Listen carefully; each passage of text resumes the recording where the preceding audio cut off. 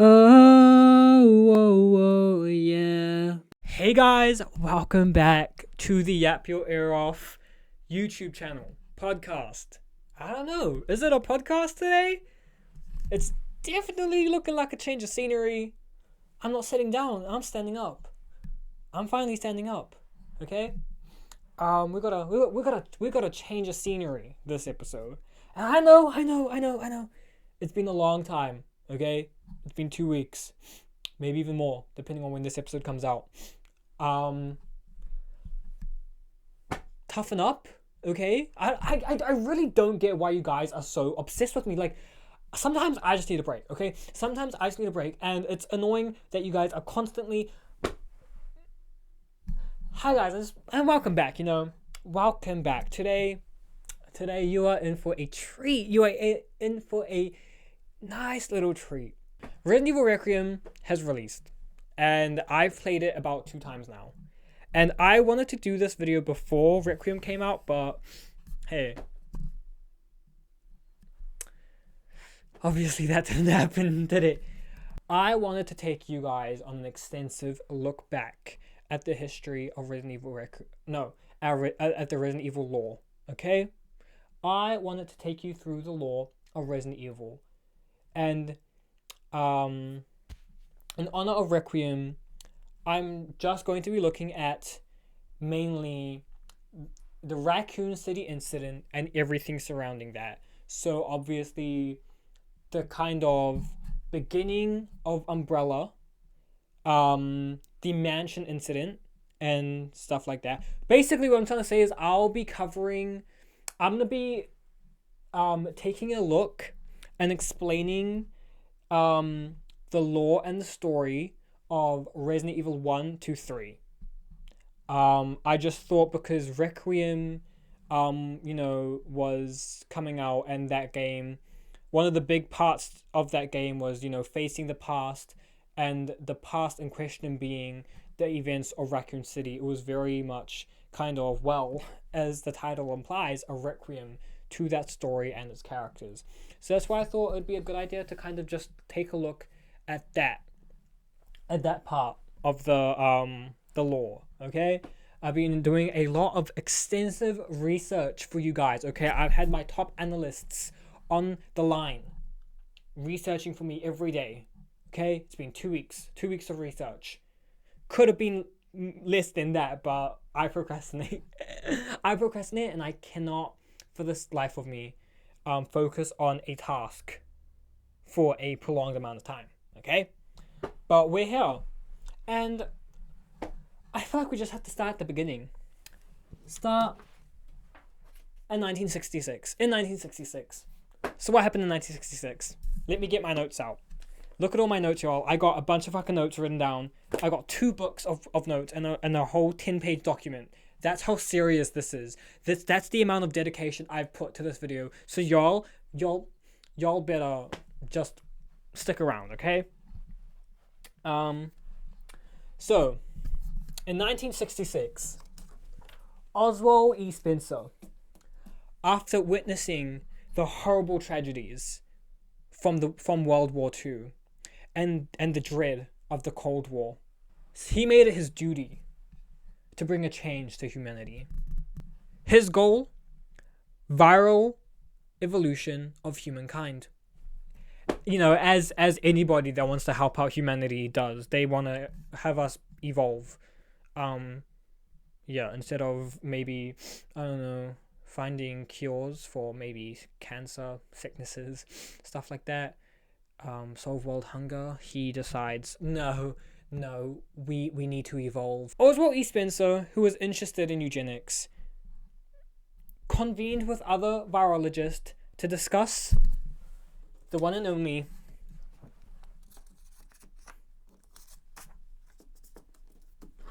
Sonnenscheid flower, or Stairway of the Sun.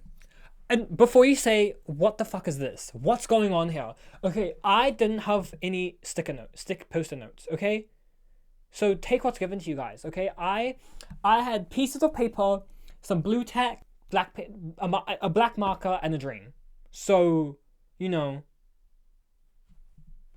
Take what's given to you. So the sun and trap flower was a flower, as in the name, that was believed by the Nidipayan. I really hope I'm saying that right.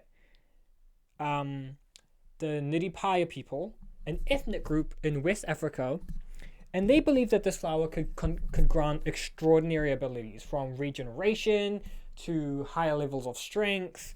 And Oswald thought, that's exactly what I need. That's exactly what I need. So an expedition takes place to West Africa. Because, white men, they just love to go to places where they don't belong. And not only do they like just intruding into these places, they like to steal things, they like to take. So your classic white men, you got on this expedition, you got Oswald E. Spencer, Dr. James Marcus, his protege, Dr. Brandon Bailey, and blue tack came off, and Edward Ashford. They go on an expedition to Africa to retrieve the sun and trap flower. I really hope you can see that. Should I have a check?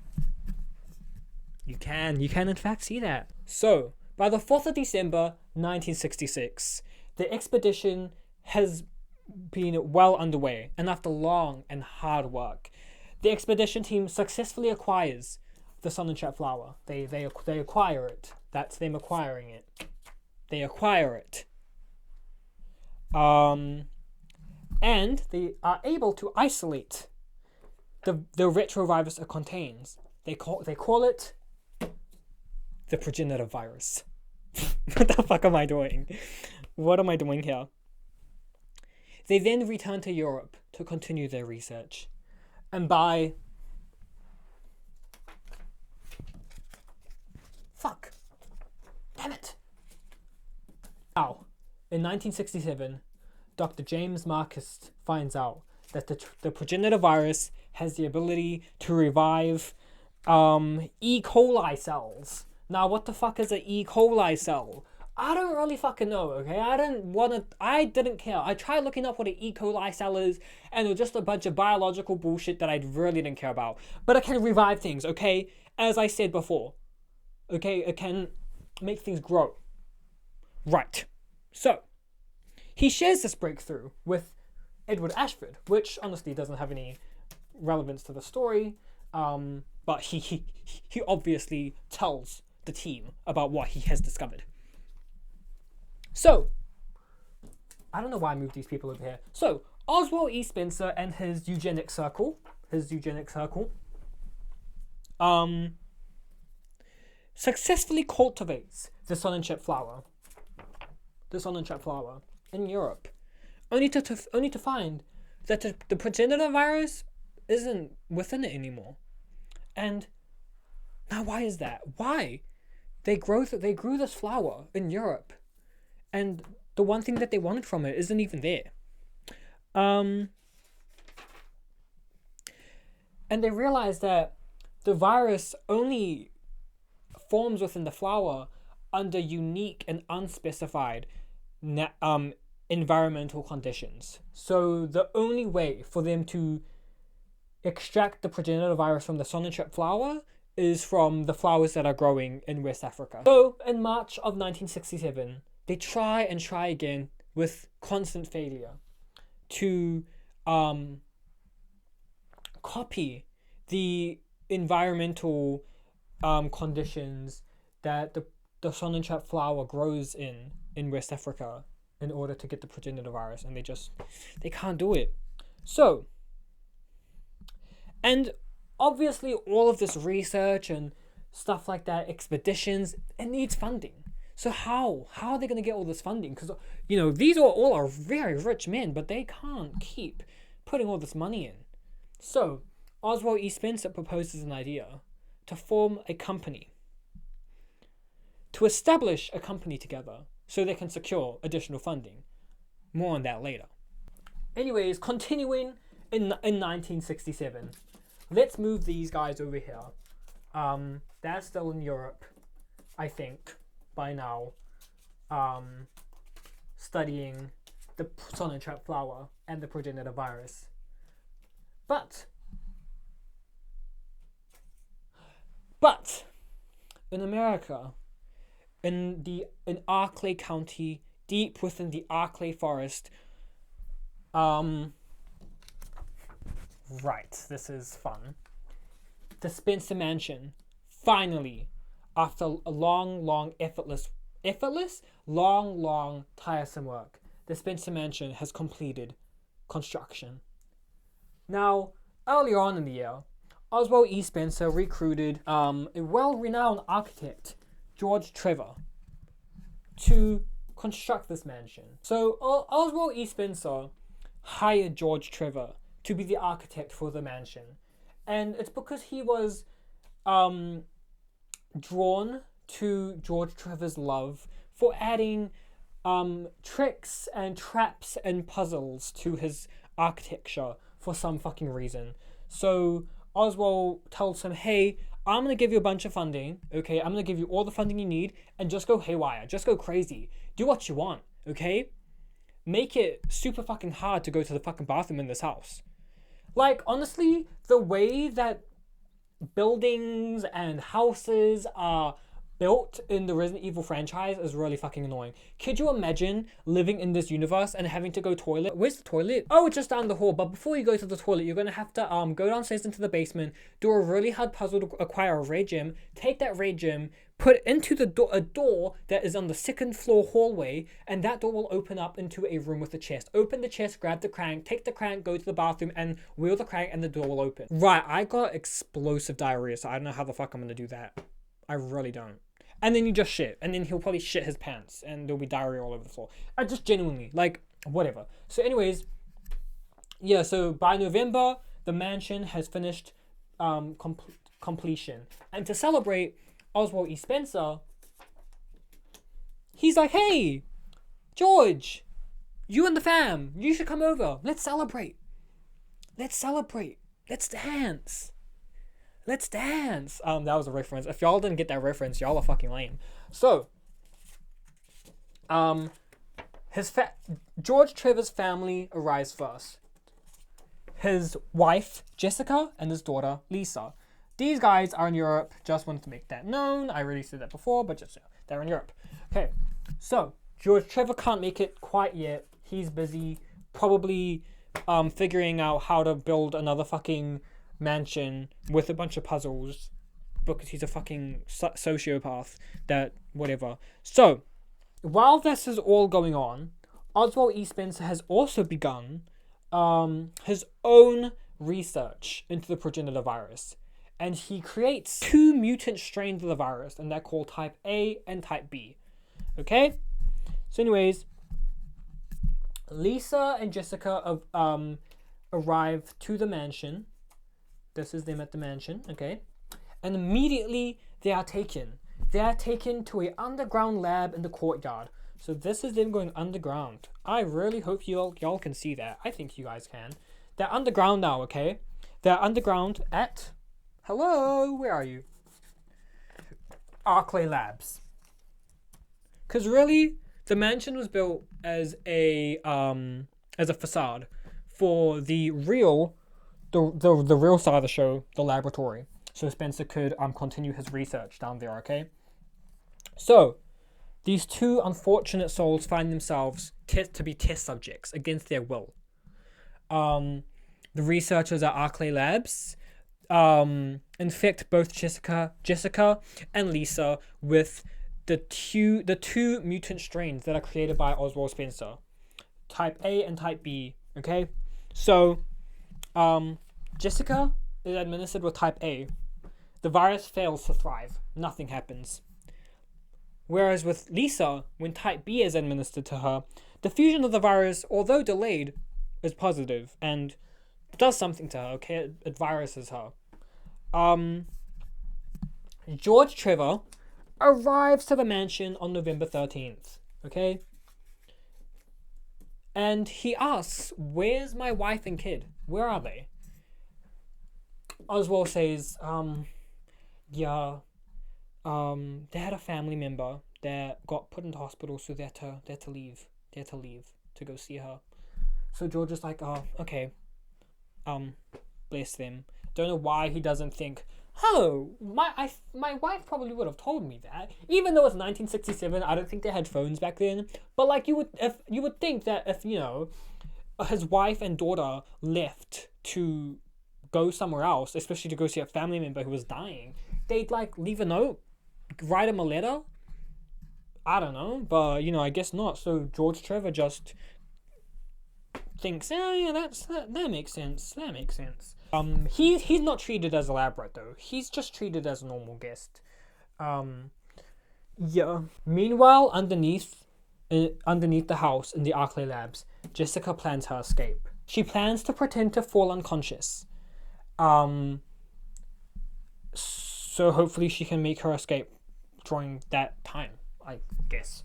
She didn't really think that one through, but hey, she was being kidnapped. She was kidnapped, so whatever. She leaves a note to Lisa to let her know, hey girl, this is the plan. Lisa doesn't see it though. So when Jessica pretends to be to fall unconscious, because she was like injected with a virus, the researchers think, oh shit, like this virus is fucking her up. So they end up just terminating her and they chuck her into a lake, which pretty unfortunate, but bye Jessica.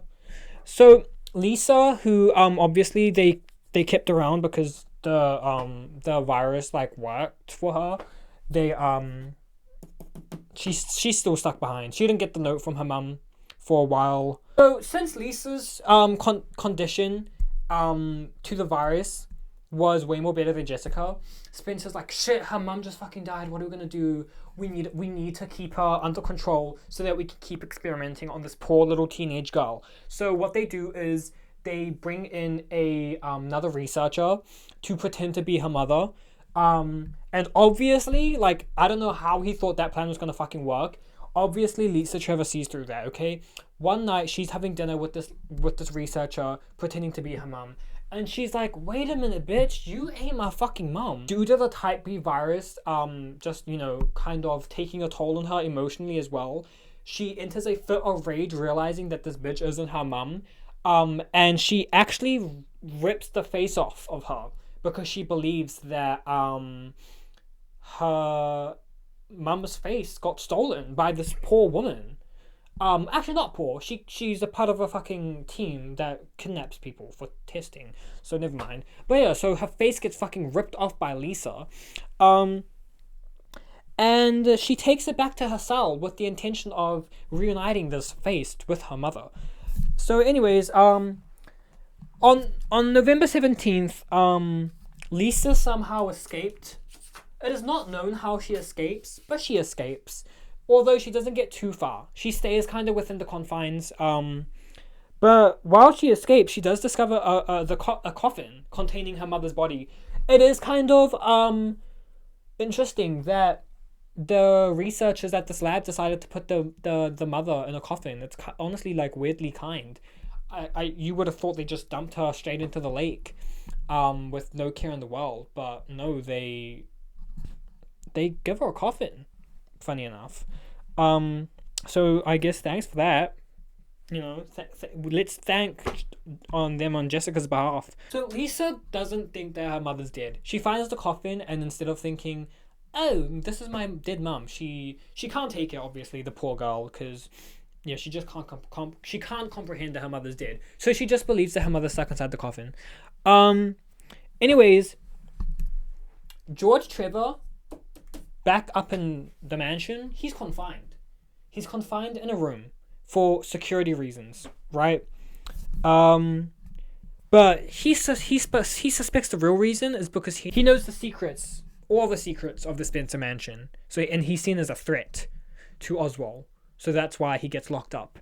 As he's locked up, he remembers that when he got taken away to confinement, he was knocked out, okay? And just before he fell unconscious, he heard a man say, most likely your family was already. And I'm guessing he was going to say already dead. So obviously George is like, oh God, please have them be safe. They're not. Anyways, on November 27th, George escapes his confinement. And he begins to attempt to escape the mansion. This puzzle box of a fucking mansion that he created. So yeah, I mean, kind of ironic that you built this mansion and I have to escape it. Yikes. Anyways, also, oh yeah, all the booby traps and puzzles that he created block his way. Um, while he's trying to escape, he comes across one of Jessica's shoes, realizes, shit, my poor wife must be dead. And so George somehow still hasn't been found, and for a couple days he strolls through the mansion trying to escape, and he hasn't eaten and he hasn't drinking anything for days, and it's starting to take a toll of him. He's starting to lose his mind due to the malnutrition. So he explores some dark, damp tunnels underneath the mansion. Not exactly the lab, but he's just down there. And even in the dark, he sees something that catches his eye, and he lights his final match that he has, and he looks at what caught his eye, and it's a tombstone with his name, and then it all clicks. He was always meant to die in this house. I think I'm gonna die in this house. He was always supposed to die there. It was Oswald's plan all along to kill George in this mansion. So George just gives up. He lets himself die of starvation. In this puzzle box of a mansion that he created, asks Lisa and Jessica for forgiveness for pulling them into this madness. So yeah, he's dead. Lisa, still on the loose, finds both the remains of her father and her mother. And she just kind of finds it. Nothing really happens about that. So she's still here. He fucks off back to... No, he's still here. He's in the Arklay labs, actually. Anyways. It is now 1968. Now what happens in this year? In 1968, that organization that Oswald brought up to his members to gain more money finally comes forth, and they call it the Umbrella Corporation. Maybe I should put that somewhere else. Wait, let's move this all here. Okay, the Umbrella Corporation. This company is formed in order to generate more funds for the research into the progenitor virus. And they created the company as well to sell bioweapons to the military to make the money. So any and all strains of the progenitor virus that's used for the sake of mass production, any of the strains that are used to make bioweapons to sell to the military is dubbed the T virus. Okay? And by now, Dr. James Marcus, don't really need you anymore. Go over there. Dr. Brandon Bailey and Edward Ashford all go on their own endeavors into researching. So honestly, for the rest of the story, none of them really matter, especially these fuckers. They still have story implications, but not for the games that I'm talking about, so they can fuck off. So, these two guys are really the only ones that are important from the founding members. They're all on their own endeavors to make bioweapons, right? And in August of 1968, the Umbrella Executive Training School is built in the Arklay Mountains. We don't really need to talk about that because I haven't played Resident Evil 0 yet, okay? So I kind of, in this, even though it does have some importance to, like, the first kind of incident in the Resident Evil franchise being, like, the mansion incident. Hello, who are you? The mansion incident and the Raccoon City incident. I haven't played it yet, and I want to, like, play that without really knowing what's going on because I don't really know what happens in that game. So I kind of stayed away from talking about that. So anything to do with Resi Zero, don't expect to hear about it. But yeah, so that facility is built, And Oswald Spencer asks Dr. James Marcus to oversee the facility, the executive training school facility. And he doesn't. He James doesn't really want to do that. Okay, he's like, I don't want to fucking teach kids. I don't want to. I don't want to teach motherfuckers to make viruses, but he does it anyways. So he can continue his research. Okay, so he's off there doing his own thing. Once again, yeah, I'm not really covering all that. It is now 1977, and the Umbrella Executive Training School takes in a couple new classmates. Okay, it's a new year at Hogwarts, and some new wizards are joining the fray. All of them are kind of dumb. Like, none of them show any interesting character, whatnot. They're all very low caliber, except for two. Dr. William Birkin and Dr. Albert Wesker. These two guys, wow, blown away. Everyone's blown away with these guys. Okay, everyone loves them. They're two prodigies in their game. In 1977, where is he? Where's he gone? Dr. James Marcus creates a new strain of the progenitor virus by mixing in leech DNA, which actually I said I wasn't going to cover anything from Resident Evil 0, so that doesn't really matter. Fuck off. No one cares. Okay, stop trying to take the light, Dr. James Marcus. No one gives a fuck. I don't know why you're playing with leeches for, you freak. I didn't write a card for that year, but in 1978, the Umbrella School is shut down, and Dr. William Birkin and Albert Wesker assigned over to Arklay Labs as chief researchers. Dr. William Birkin begins research on a new strain of the progenitor virus by mixing Ebola into it. Yeah, that's a new way to make a COVID strain. And he creates the G virus, the Golgotha virus. Something like that. Once again, I don't have a card for 1988, so put up with it. In 1988, Oswald has Marcus assassinated. So, where is he?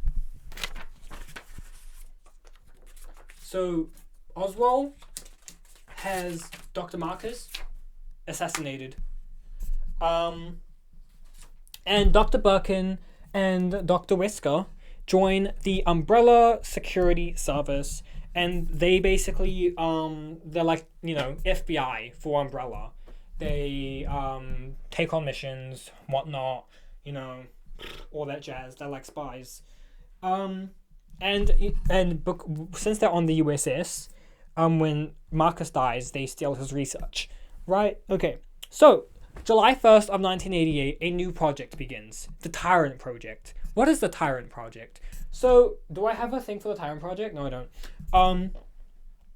The Tyrant Project begins with the intention of creating a new type of bioweapon, right? The ultimate bioweapon. So, but for this project, test subjects required specific genetic traits, related to intelligence. And this trait that was needed was found in one in what is it? 1 in 10 million? 1 in 10 million people, right? So that's obviously a very high number.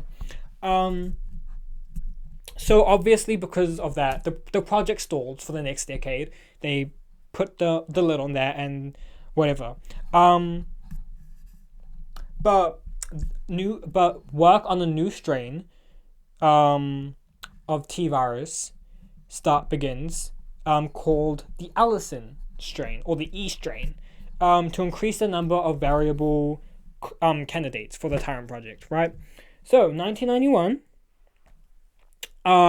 So moving into the 90s, 1991, Dr. William Birkin is still doing research on the G virus, and he asks good old Daddy Oswald, can I please have my own lab to research this? So Oswald says, yeah, whatever, go ahead. So in Raccoon City, a city nearby, in Arklay County, right by the Arklay mountains and forests. Dr. William Birkin gets his own lab there, called Nest. It's called Nest. Underground, Raccoon City. Hope y'all can see that. If not, too fucking bad. It'll come back later. So Dr. Birkin, bye-bye. He's there now. By the way, the Umbrella Corporation, they have deep roots in Raccoon City, okay? They basically control the city. So there's labs underneath it, but we'll get to that at a later time, okay? So 1996, what do we have going on? Umbrella Corporation still going strong. Raccoon City, Nest, Dr. William Birkin, and the stuff's happening. Okay, so in 1996, the Raccoon City Police Department unveil their new squad, their new service squad. STARS. Special Tactics and Research Rescue Service. And who's on this? And who's in STARS? Jill Valentine, Chris Redfield, Rebecca Chambers, Brad Vickers, Barry Burton, and Albert Wesker. What's he doing there? I actually don't fucking know how he became part of STARS. I should have looked that up, but I actually just know somehow he found his way into STARS. Okay, I think he joined the military at some point, or something like that. Which would I don't know. Look it up yourself. Damn. So anyways, so STARS is formed. I should have mentioned STARS is formed to take action in things that require more than just your normal everyday law enforcement. So things like hostile situations, like what's it called, like I don't know, like riots, terrorism, and hostage incidents, situations. It is now 1998, the big one, the year everything goes down in the Resident Evil franchise, and it all starts in the Arklay labs. Okay, now obviously, if you're gonna be researching on fucking viruses that can make zombies, stuff like zombies, you're gonna have a outbreak. It's bound to fucking happen. So May 11th, the scientists in the Arklay labs. Yeah, it's a fucking paragraph. I'm not gonna remember that all. Okay, you're gonna have to look at me read. The researchers at Arklay Labs reached the final stages of the Tyrant Project. They infect test subjects with the previously mentioned Epsilon strain. Epstein? E strain. Before performing viruses on these tyrants. Now, only 2 survive the surgery. Tyrant 002 and Tyrant 011. During this process, the Queen Leech, which is gonna be like, what the fuck, who's the Queen Leech? You never fucking mentioned her.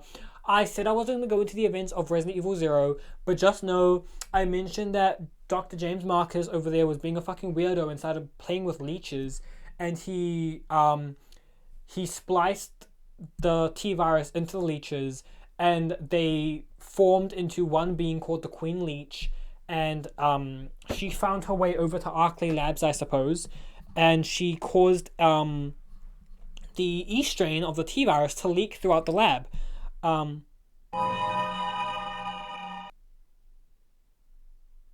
What the fuck was that sound? Is that Umbrella? Are they after me? God, I know too much.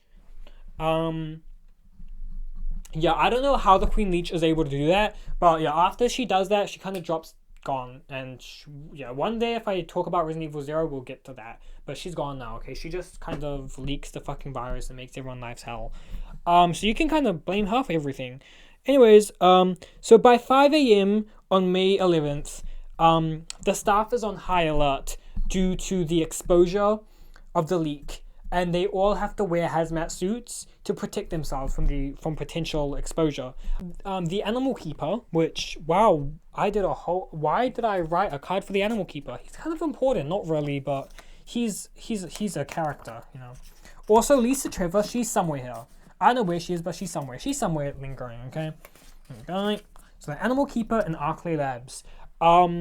He begins to show signs of a T-virus infection, which he brushes off. You know, he just assumes, oh, I'm wearing these hazmat suits all the time, so that's probably why my flosh is I'm getting sick. My flosh, I'm getting sick. Due to the frustration of getting sick, he decides to not feed the Cerberus BOW subjects. Now, the Cerberus BOW subjects are dogs that were taken, and they were infected with the T-virus, and became monstrous fucking dogs that ate people. Hello, use your head.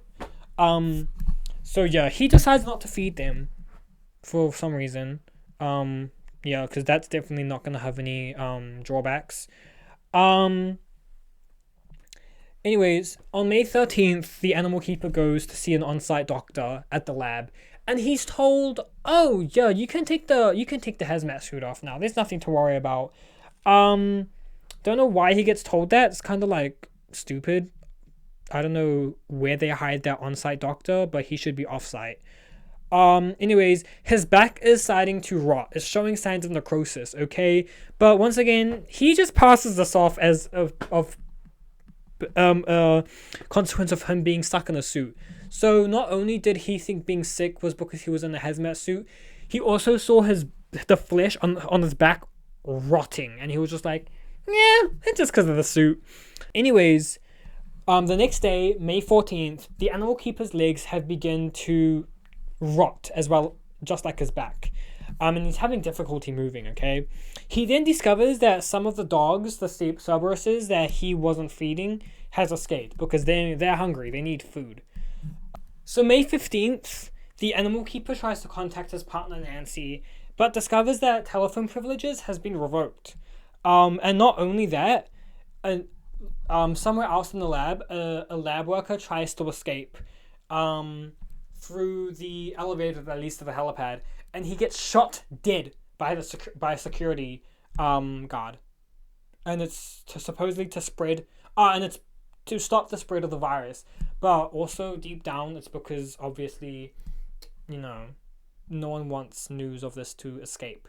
By the way, forgot to mention, Oswald E. Spencer, I don't know where the fuck he is. He's not at his house anymore. He's not at the mansion. He's not in the labs. I think he's in Europe. I don't fucking know. On May 17th, so a couple days after the outbreak, a plant, what's it called? A plant that is found in the Arklay dormitory building, which is right above the Arklay labs, right next to the Spencer mansion. A plant within the dormitory mutates and turns into a fucking giant monster plant. And its vines dig deep underground all the way into the lab, and it starts feeding, what's it called? Its vines dig into an aqua ring that is in the lab that has been flooded. When a worker ruptured the tank for some reason. I don't fucking know what's going on. It's like, I don't know really. I would not want to work in this research lab because like, what the fuck's going on there, bro? Anyways, it begins to feed in the tank, suck up all the water. Anyways, May 19th, right? By May 19th, the animal keeper's mental state just completely deteriorates due to the infection of the virus. He begins eating dog food and to quell his hunger. Should have given that fucking dog food to the Cerberuses, but now they're off running in the Arklay forest. Okay, Raccoon forest, Arklay forest. I forgot what it's called. Speaking of those dogs, a woman is killed by said escaped dogs, and her body is found with 2 missing arms and a missing leg, and she is deemed to have been a mountaineer who was killed by a grizzly bear. Anyways, May 21st, the animal keeper comes across a security guard who has also been infected by the T-virus and has started to physically deteriorate. The animal keeper kills him and eats part of his body, because, let's start eating people. And the monster plant that I mentioned has now bloomed into a full-blown fucking gigantic monster Venus flytrap looking motherfucker, and has already killed 4 people and consumed their blood. So that's great. Now we got a giant fucking plant to worry about. Mind you, yeah, so as you might be able to tell, the epsilon strain of the T virus turns people into zombies. If you couldn't fucking tell. I don't know, like, if I had to point that out to you guys, I probably should have, but yeah, it does that, okay? Cut me some slack. It's 4 o'clock in the fucking morning here. Anyways, on June 3rd, most of the workers in the Arklay laboratory are all turned into zombies due to the T virus infection.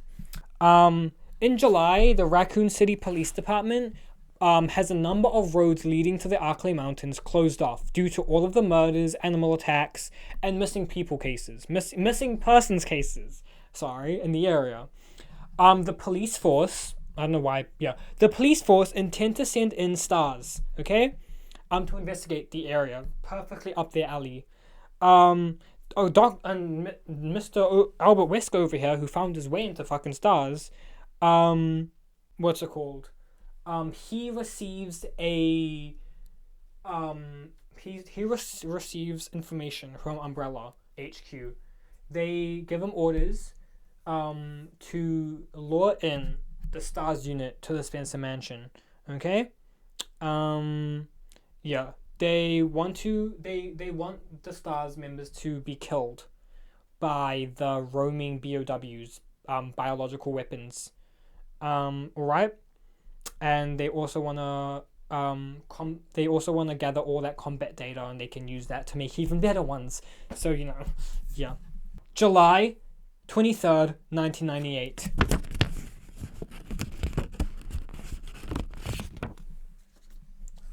The Mansion Incident. On July 23rd, 1998, STARS Bravo team is sent out to begin the investigation, but they crash into the forest. Okay, and that's it. That's what we hear about them. Okay, they're gone. Them bitches are gone. Later on in the night, the STARS Alpha team, which is Jill, Chris, Albert, Barry. Rebecca was on the Bravo team, so she's missing. Bye, Rebecca. So Alpha team consisting of these guys and a couple others, but we don't have to name all of them, just the important ones.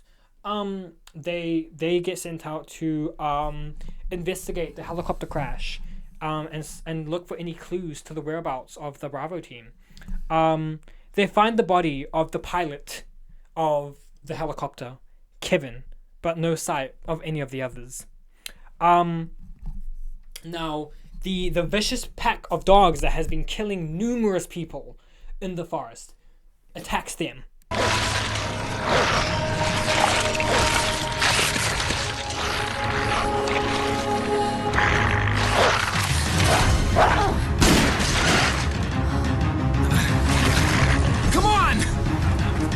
So while they're in hot pursuit from the Cerberuses, the evil fucking dogs, Albert does what he's told and leads them towards the Spencer Mansion.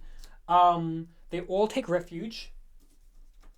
Oh, it would have been so great if they all came off. Oh, Animal Keeper's gone. He's gone. Lisa's somewhere. She's somewhere in the area, okay? So they all take refuge in the Spencer Mansion. While investigating the mansion, they find the remains of one of the Bravo members, Kenneth Sullivan, and he was found being eaten by a zombie. Yikes. And another Bravo team member, Forrest Spire, is found to be turned into a mutated zombie on a balcony. It's Forrest.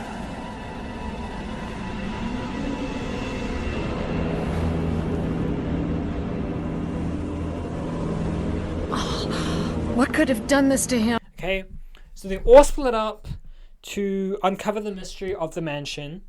They come across deadly traps, puzzles, and many other frightening creatures. Okay, they encounter the human test subject Lisa Trevor, mutant spiders, a mutant plant, and a giant snake called the Yawn. Okay, Chris over here. Oh no! So while they're split up, Chris finds Rebecca in the west storeroom. You Chris Redfield, Alpha Team. We're here to rescue you. She was on her own adventure, okay? This whole thing happened in Resident Evil 0, which I'm not... So, yes, she went on a whole adventure and found her way to the Spencer Mansion. And they joined paths, right? Okay. Meanwhile, Jill and Barry...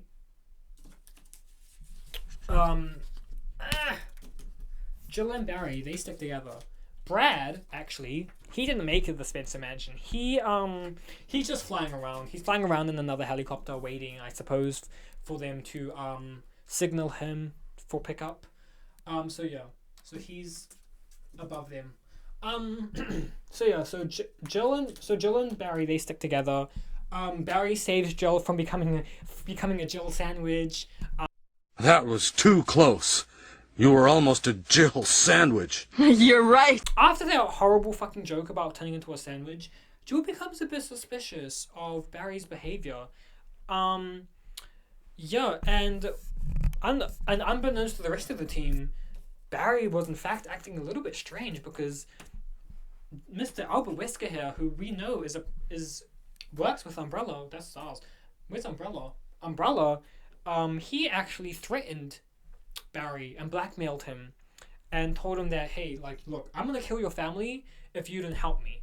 So Barry is forced against his will to help Albert destroy any incriminating evidence on his behalf, right? So anyways, down in the Arkley labs, Albert, he's down there. He infects himself with a prototype virus and decides, just like he betrayed Stars, to betray the Umbrella Corporation as well. So he plans on betraying Umbrella by handing over all of the combat data, BOW embryos to a rival organization.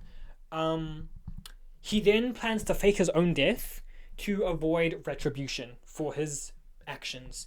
The remaining 4 Stars members, they all... let me move this up a little bit just in case y'all can't see. Oh, hello. Where'd you come from? Guys, they all make it down to the lab. After surviving the perilous puzzles and booby traps of the Spencer Mansion. And when they get down there, Wesker awakens the T002 Tyrant, one of the tyrants that survived. The Tyrant recognizes Wesker as one of the participants in the experiments that made him the mutated tyrant he is, and impales him. I couldn't bear turning my back on my friends again. Shit!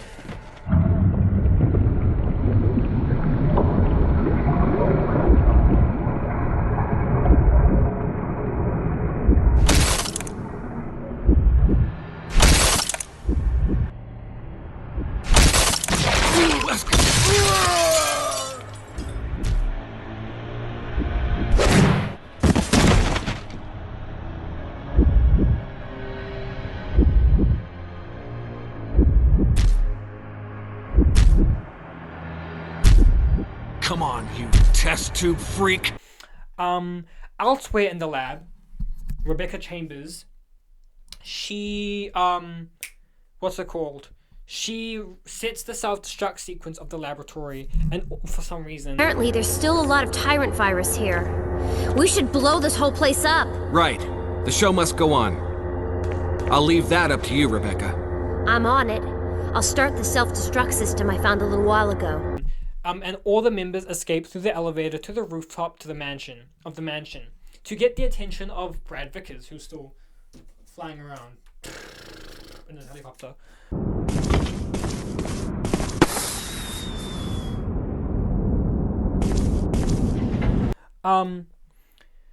So the tyrant chases them onto the rooftop and is then killed by a rocket launcher that is thrown down by Brad.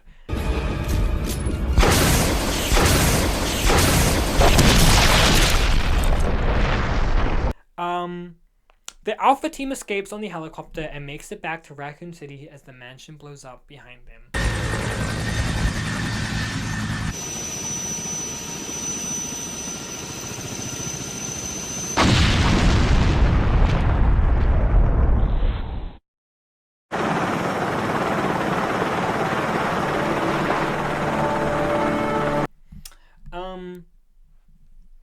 Following the events of the mansion incident, so the Spencer mansion, boom, gone. Arkley Labs, boom, gone. Albert Wesker, boom, gone. Did he explode with the mansion? I don't know. What do y'all think? Rebecca Chambers, she goes, she doesn't die, but she just not really seen in any other games after that.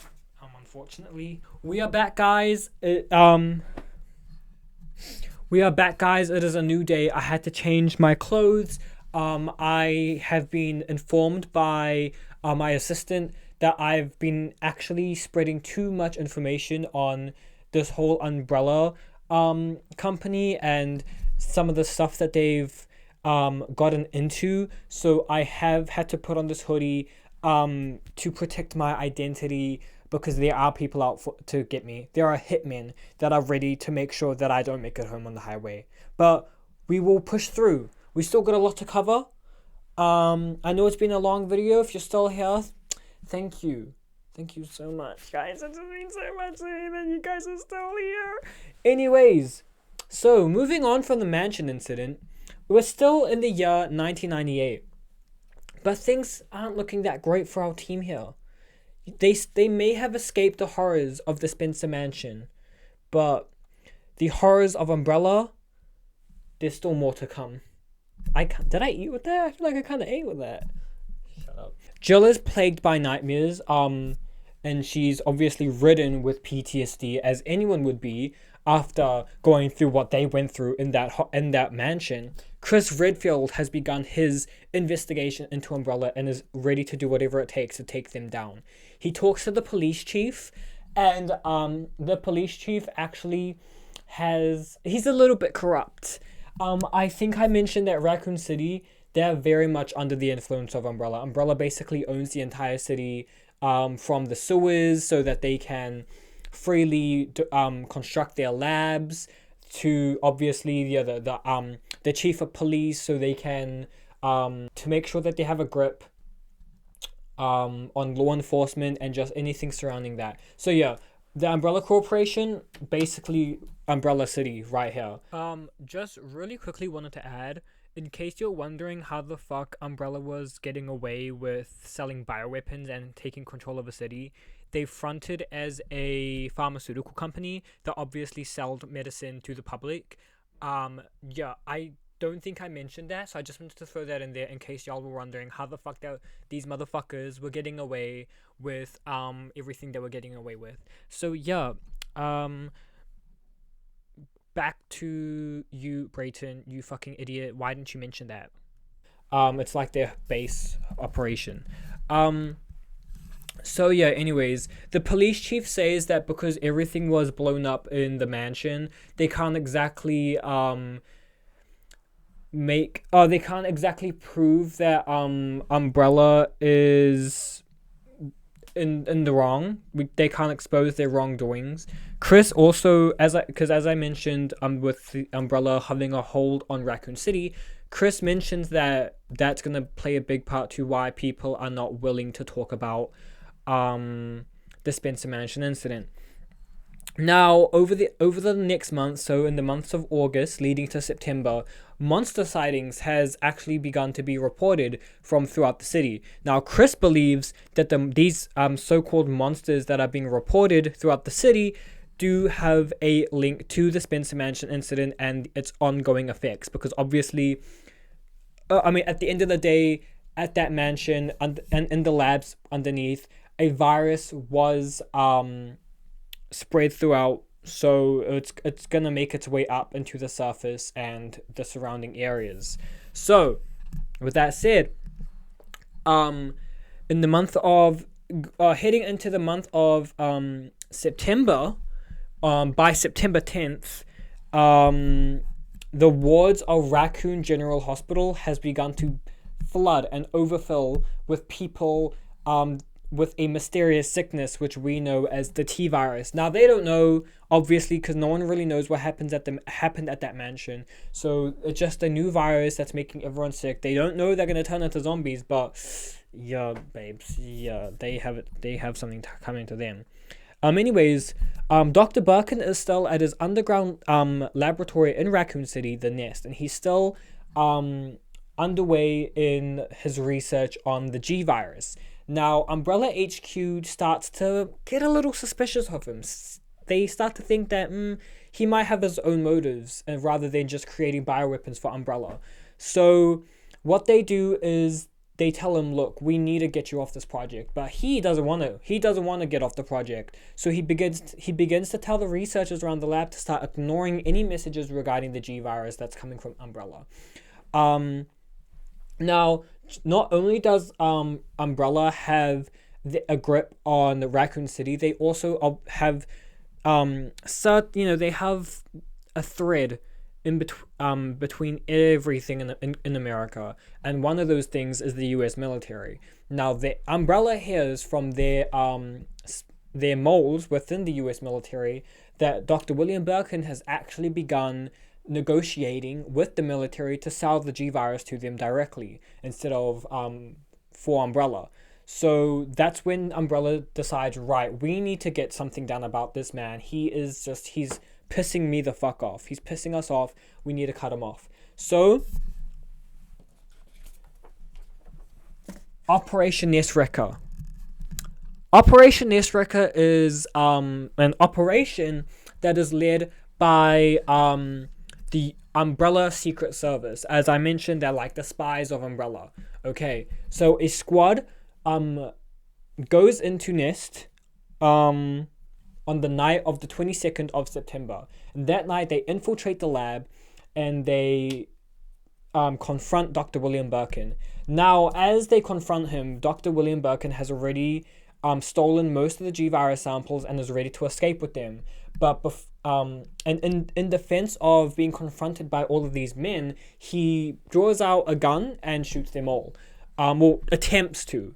Before he can, he himself gets loaded with bullets. And before he can die, he's able to inject himself with a G-Virus. And as he infects himself, he mutates into a monstrous creature and goes through a rampage, killing the men on this operation. Y'all failed. And as he goes through a rampage through the facility, obviously the facility gets thrown into chaos. Bioweapons escape. The T-virus spills out. Rats within the lab consume the T-virus. No! More airstrike! Don't hurt him!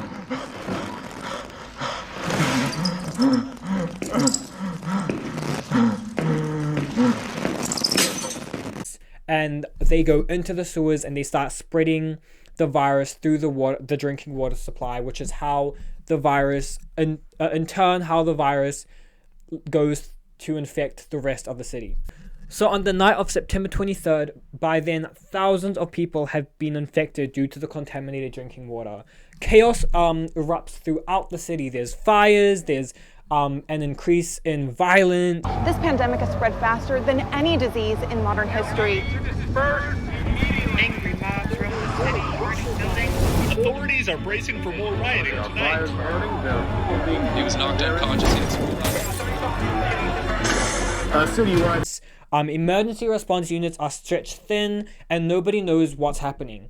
By the evening, some people were still unaware of the outbreak, but police were still ordered to do whatever they could to maintain order, setting up barricades and roadblocks throughout the city. By September 28th, the city is nearly completely overrun with infected. And yeah, riots have broken out all across the city and there's no end in sight.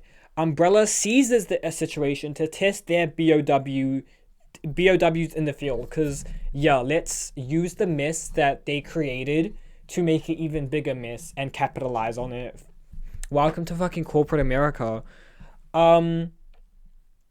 So they send in a near-invincible super soldier called Nemesis. Now, Nemesis is a tyrant that came from the Tyrant Project that I mentioned earlier back in the video. But this tyrant was injected with a parasite called the Nemesis parasite over in a laboratory in Europe an umbrella researcher decides, hey, let's inject a parasite into a tyrant, see what happens. So yeah, so they inject this tyrant with a parasite, and he becomes a highly intelligent, highly strong, super soldier essentially. And they send Nemesis in to kill the remaining members of the Stars, of Stars, because Umbrella sees them as a threat.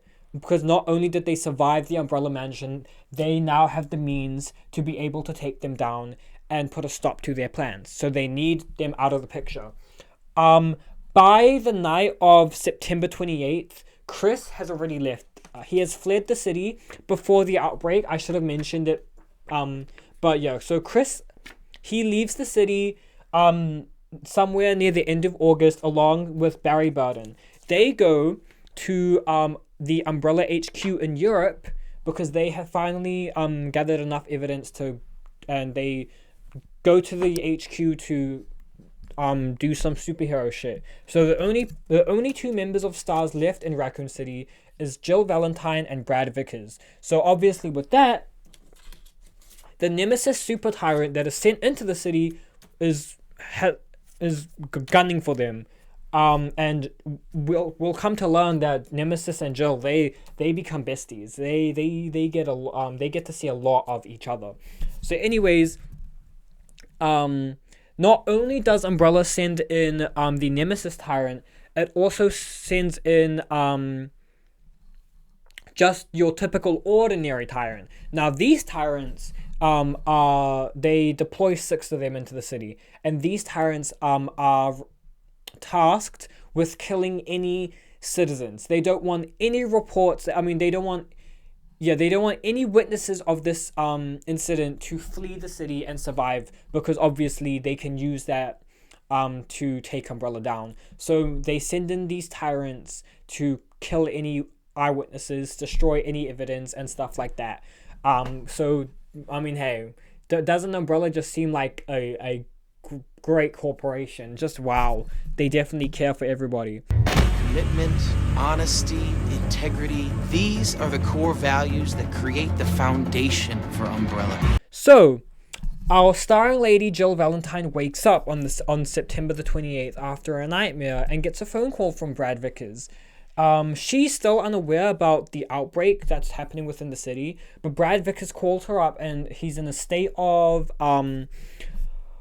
fear, and Brad tells Jill that she needs to get the fuck out of her apartment. Now before Jill can ask why, Nemesis, bang, slams into her fucking apartment and tries to kill her. I don't have time to explain. You gotta get out of there right now! Alright, let me grab my...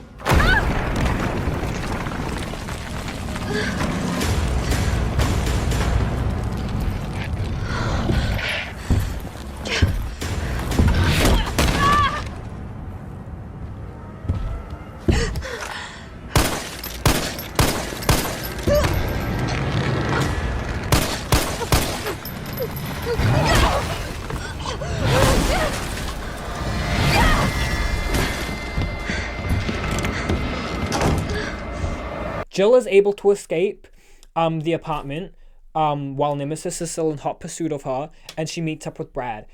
Out on the city streets, Jill witnesses the horrible situation that Raccoon City has found itself in, and realizes it's exactly like what happened 2 months ago at the Spencer Mansion. This all happened so fast! I don't know.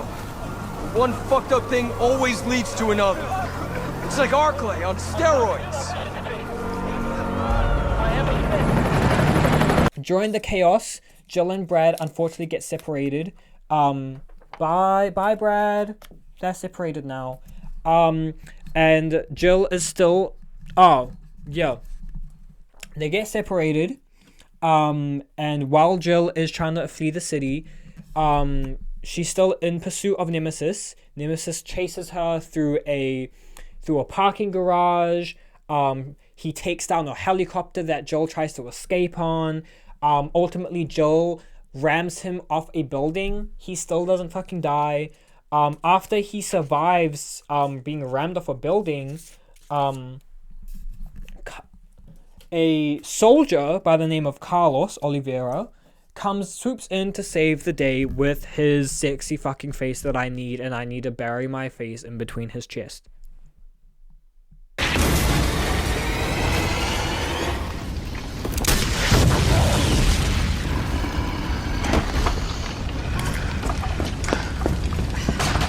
Hey, easy, lady. I got you.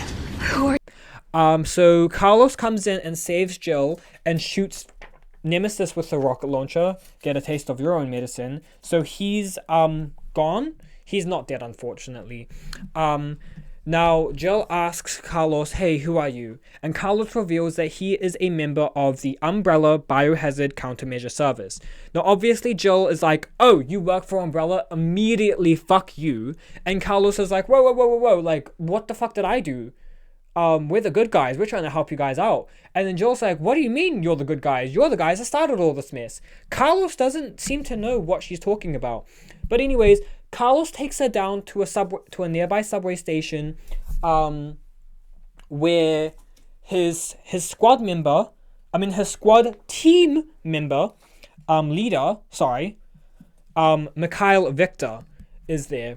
And Mikhail tells Jill that their goal is to try and get everyone out of the city, but they need to get the subway station online to do so. So Jill, only to help the citizens, says, "Okay, I'll help you motherfuckers, but I still don't trust you." Well, you can thank your corporate overlords for that. Yes. Well, we are doing all we can. If we can get this subway train moving, we can evacuate some survivors. So she goes into the city, and risks her life to turn on a power at a nearby substation to get the subway car moving. Nemesis still continues to chase her while she goes through this mess. While she's on her little adventure to turn on the power, she meets Nikolai, which he's a major fucking twat. Basically, he's just a bit of a cunt, and we're just not gonna like hearing about him during this story. Oh, stars this soft. No wonder so many of you dead. And what are you, UBCS, killing your own people?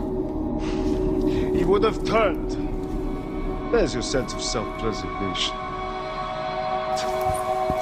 Go back to the subway station. I don't need a bleeding heart like you getting in the way. But he is also a part of UBCS Umbrella. UBCS Umbrella Bioweapon Countermeasure Service. Right. Yeah. He cold-heartedly kills another member of his squad. Granted, he was infected with the T-virus, but just in the way that he did it was just so cold-hearted and not okay. And obviously, immediately Jill is like, "You're a fucking twat," and Nikolai is like, "Well, you're a bigger twat." So anyways, Jill gets the power at the substation going, and on her way back to the subway station, wouldn't you know it, Nemesis chases her again. So after that happens, they all go back into the subway station. Nikolai is like, "Why the fuck is she here? Get her out of here." And Jill is like, "Why the fuck is he here? Get him out of there." But during all of that bickering, bang! Wouldn't you know it, fucking my lips are dry. Nemesis comes back again to be fucking annoying. Oh, come on. Not again.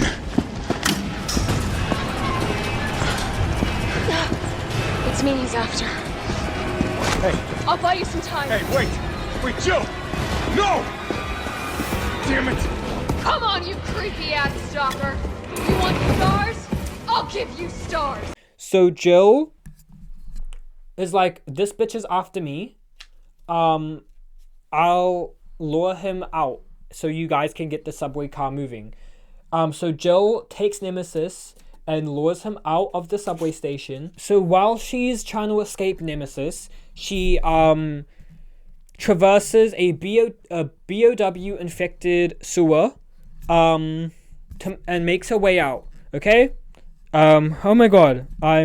Bro, it's 4 in the morning already? Hello? She begins to make her way back to the subway station after escaping Nemesis by going through the sewer system, just for him to fucking appear again and chase her down again.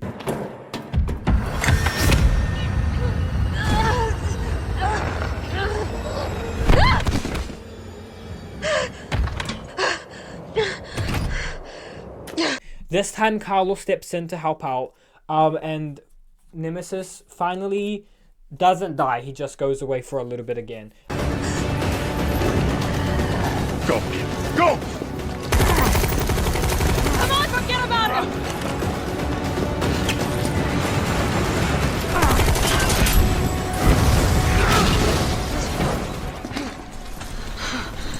Come on, let's get out of here. And they can finally get the subway car moving. Now, Carlos is told by Mikhail that that he needs to stay behind alongside another UBCS member, Tyrell, because they have orders to rescue a researcher by the name of Nathaniel Bard, because apparently he has research that can help them create a cure for the virus. So Carlos and Tyrell stick behind while the train goes. So bye, Carlos and Tyrell. We'll put them over here. Okay, so Jill is traversing out of Raccoon City on the subway station when there is a loud bang, and wouldn't you know it,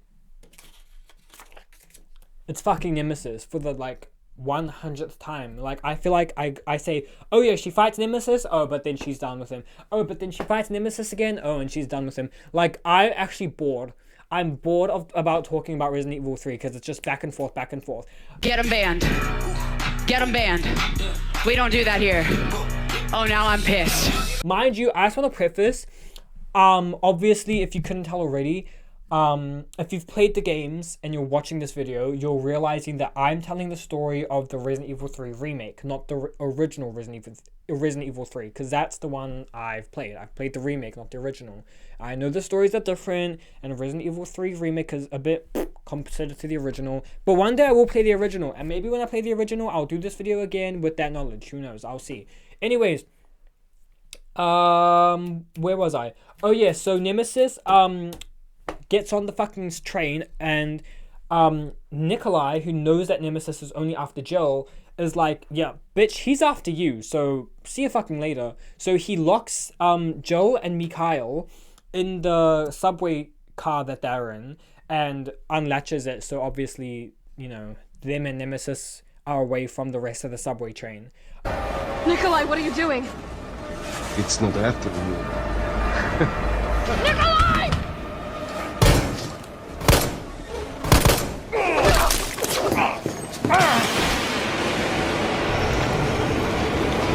Get off my train, shitbird!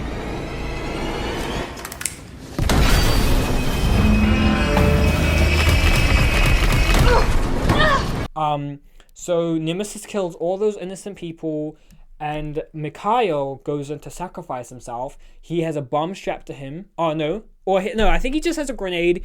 When Nemesis grabs him, he thinks the grenade, and boom!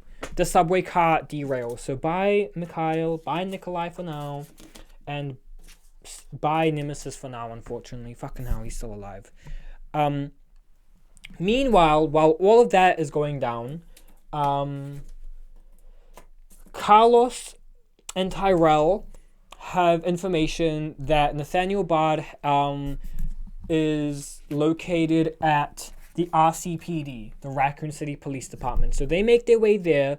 Now, before they enter the building, they witness a now zombified Brad Vickers take a chomp out of a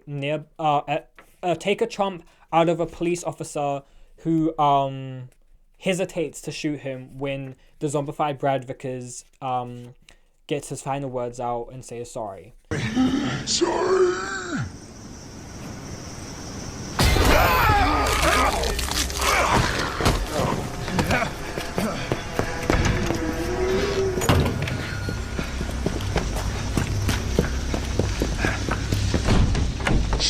locked. You stay on the door. I got this fucker. So the police officer gets bit, runs inside the building. Carlos kills Brad, and Carlos and Tyrell also enter the building. Now, by the time they enter the building, the police officer that was bitten is gone. They don't know where he's went. Okay, so in the RCPD, they realize that Nathaniel Bard isn't actually there, and instead he's actually at a nearby hospital, the Spencer Memorial Hospital. Tell me where you are. I'm trapped in a goddamn hospital, surrounded by every kind of abomination. Look, just send in stars. They're gonna know what to do. No, I'm negative. RPD's overrun too. Then figure it out! Umbrella's gone crazy. They're killing all the researchers. I am the only one who knows how to make the vaccine to stop the zombies. So you can either sit there with your dick in your hand or send somebody who's capable of getting me the hell out of here. I like him already. Yeah, you would. You heard what he said. And we can't turn him over to the company. That's not our call to make. So they're about to make their way there when Jill calls Carlos and tells her, hey babes, the subway train derailed and everyone's fucking dead. I don't know what to do. Yeah, what's up? We didn't make it. The train derailed. Derailed? Was anyone hurt? No, everybody's dead. Mikhail, everybody. Ah, shit. Nikolai left us to die. Wait, what? And Carlos leaves to make her way over to help Jill. Now Jill, who's the only survivor of the derailing of the subway station, tries to make her way out of the subway station tunnels. And when she does get out, no surprise here, Nemesis survived and now has mutated into an even bigger beast. It's back! Jill, what happened? Jill, come in!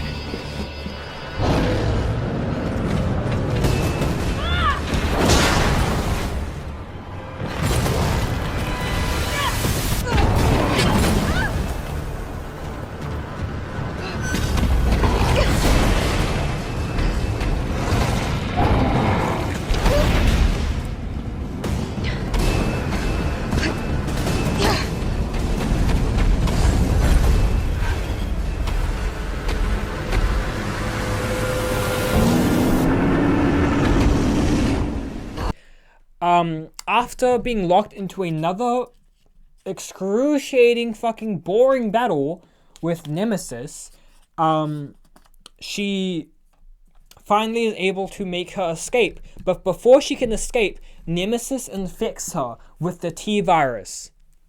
Yikes! Yikes!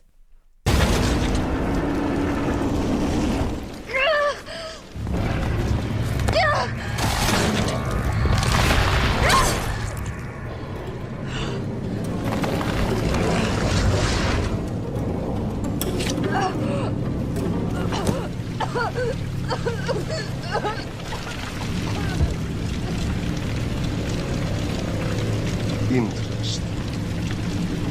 You've done me a big favor, Miss.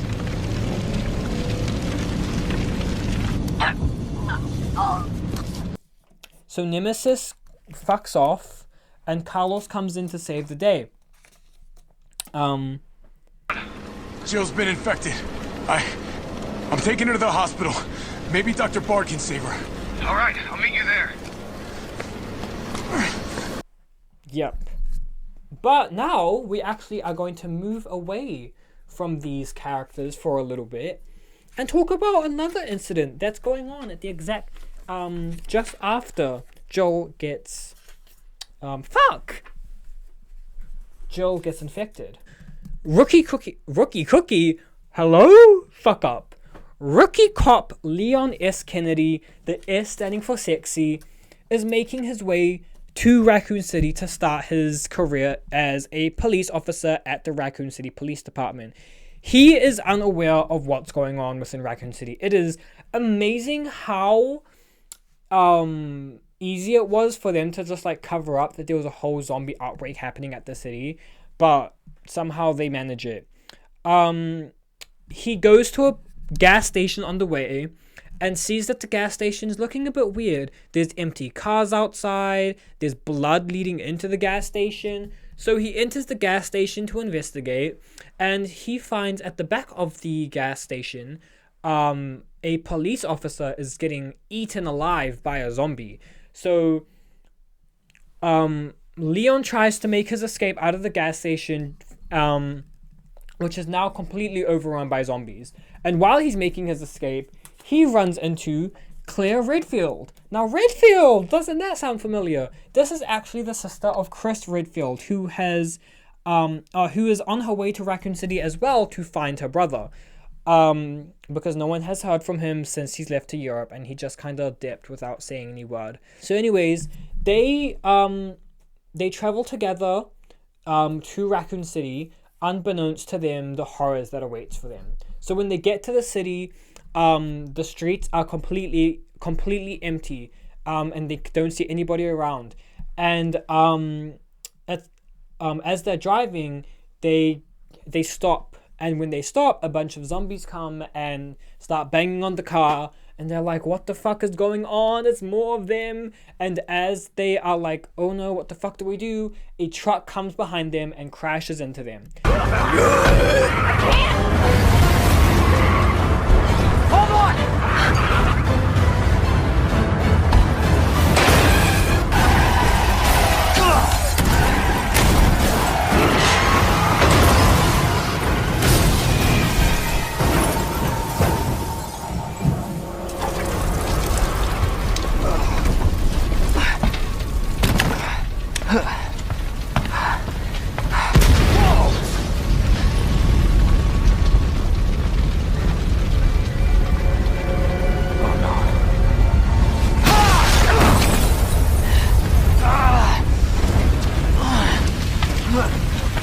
Now this leads with them being separated and having to making their way to the RPD at different times.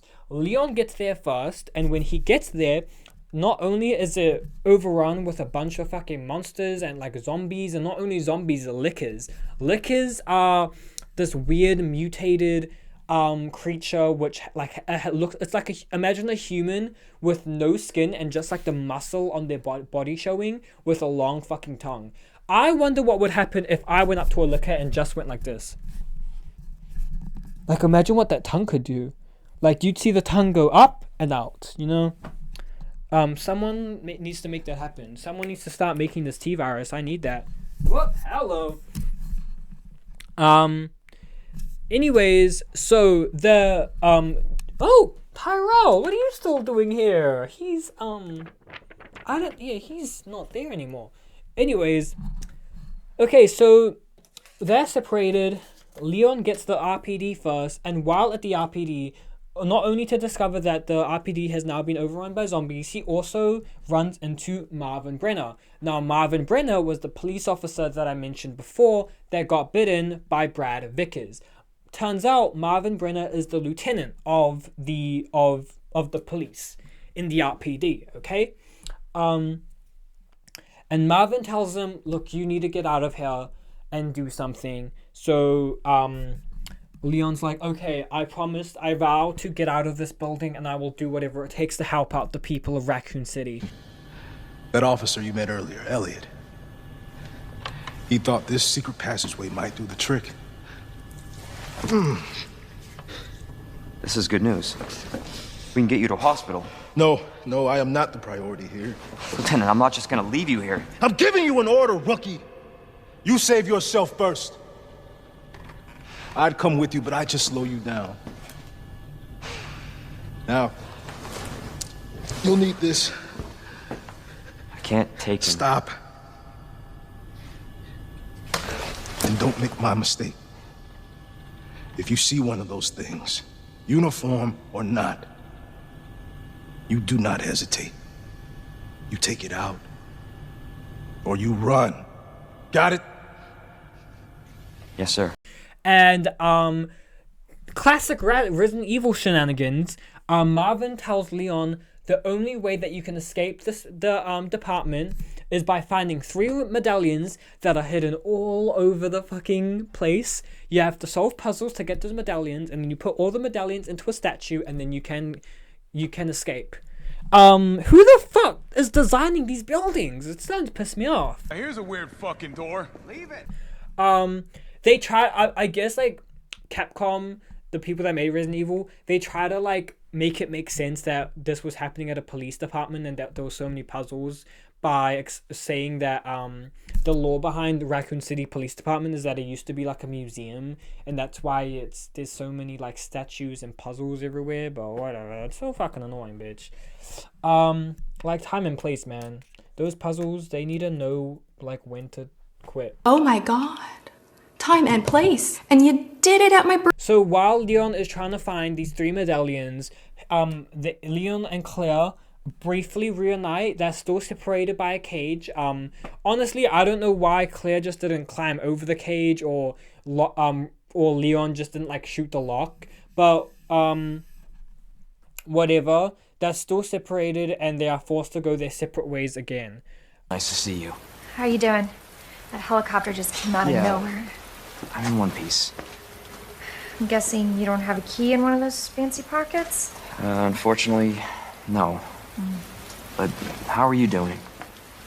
You know, just surviving. That's good.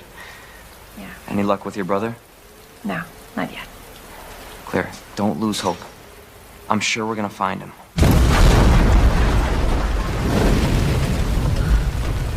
Damn it. You know what that means? Yeah. Dinner time. Claire, I think you should go. Don't worry about me, Leon. You take care of yourself. Claire, you need to go. Now! Okay, let's get through this. Both of us. Now, one of those tyrants that I mentioned that Umbrella sent into the city is actually in the police department trying to kill any witnesses. So that starts chasing Leon and Claire while they try to survive. So that's great for them, you know.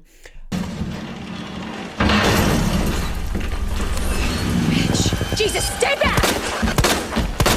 After that brief meeting with Claire again, Leon ends up meeting another hot babe, Ada Wong. Now, Ada Wong tells Leon that she is a FBI member. Lower it. FBI. Sorry. Thank you. For your help. Surprised you made it this far. FBI, huh? What's going on here? Sorry, that information's classified. Where are you going? Do yourself a favor. Stop asking questions and get the hell out of here. FBI member? She's FBI, okay? She's FBI. Yeah. And Leon also learns from a reporter that is locked up in the Raccoon City Police Department cells that Chief Irons is actually corrupt, as I mentioned before, and he was locked away because he was going to blow the whistle on his crap. Now, before Leon can let Ben out, even though I don't think Leon was going to do it anyways because he's too much of a goody two-shoes, Ben gets murdered by Mr. X, unfortunately. Yikes. I'll make you a deal. Unlock this cell and I'll give you this. There's no other way out of that parking garage. Believe me. Sorry, I can't do that. I have to talk to the chief first. Look, we're both prisoners in the station. So either we play nice and help each other out. Shit. It's coming. What? What's coming? Come on. Come on, don't be an asshole. Hey, you need this. Just get me the fuck out of here.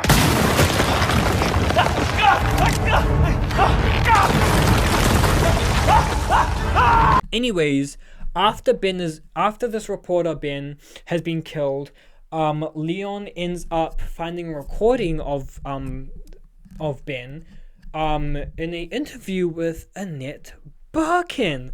Now, Birkin, doesn't that sound familiar? Yes, Annette Birkin, another researcher at the Nest who just so happens to be Dr. William Birkin's wife. More to her later. But speaking of the Birkins, well, let's see what Claire's doing. So Claire is also still trying to survive, and in an underground facility at the RCPD, she runs into Sherry Birkin, the daughter of Dr. William Birkin and Dr. Annette Birkin. Now Sherry tells her, hey, like, I'm trying to find my mum, can you please help me? And Claire says, well, yes, of course I'll help you. But before that, Claire runs into the mutated Dr. William Birkin. You need help. Why? He's right behind you. What? Oh, God.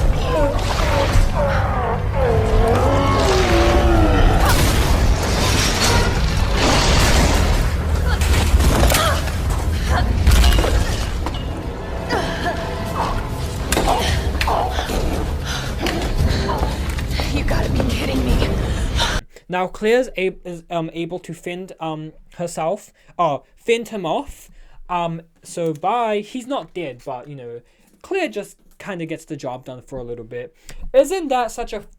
I'm sensing a theme here. Jill and Nemesis, but Nemesis never dies. Claire fights Mr. Birkin, but he never dies. Holy fuck, man, like, these men need to catch a fucking break and take a hint. Anyway, so Claire vows to help Sherry Birkin and protect her from Dr. William Birkin, who seems to have it out for her, his own daughter, which is kind of unfortunate. Help me find my mom? Your mom is down here? I think so. I hope so.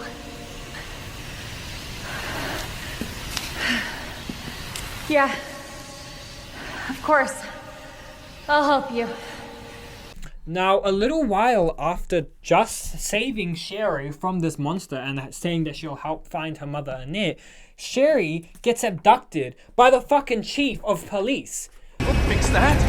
Yes, we will. Let me go! I'll get you, you fucker!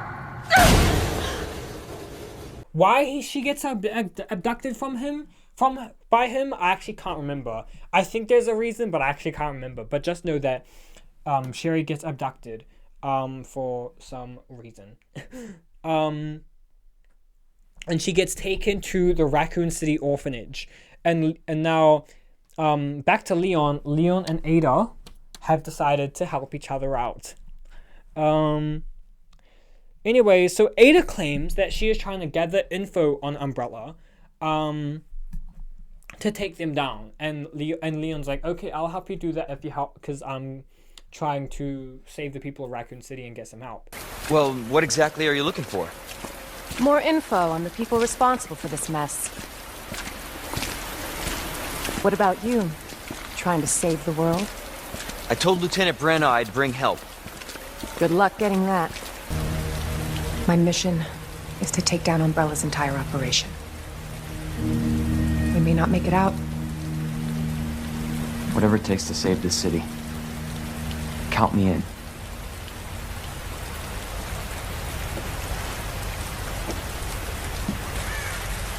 Heard of the Umbrella Corporation? They're a pharmaceutical company secretly making bioweapons.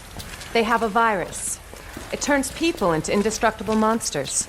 Now, while they decide to help each other out and make their way to wherever they need to go, Claire is still trying to find Sherry, who was being kept captive at the orphanage. Sherry herself tries to make her escape while being chased by Chief Irons throughout the building. Now, William Birkin ends up finding both of them and infects the both of them with the G virus larvae. Now you're in trouble. Let me go!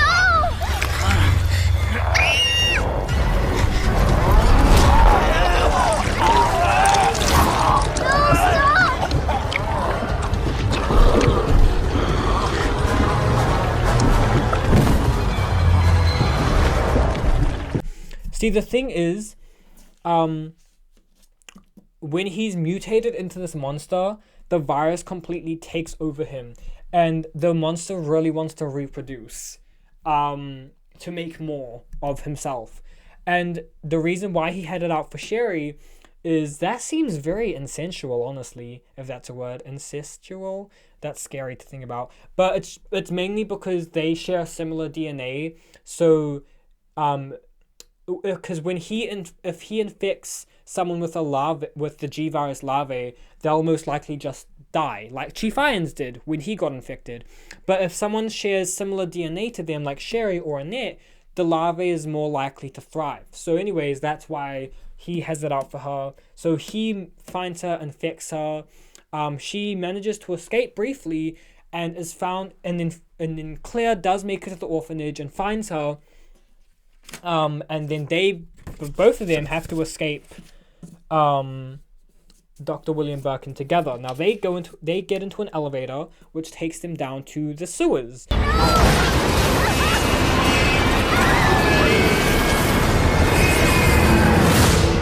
Now in the sewers, Claire passes out because the elevator unfortunately just plummets down.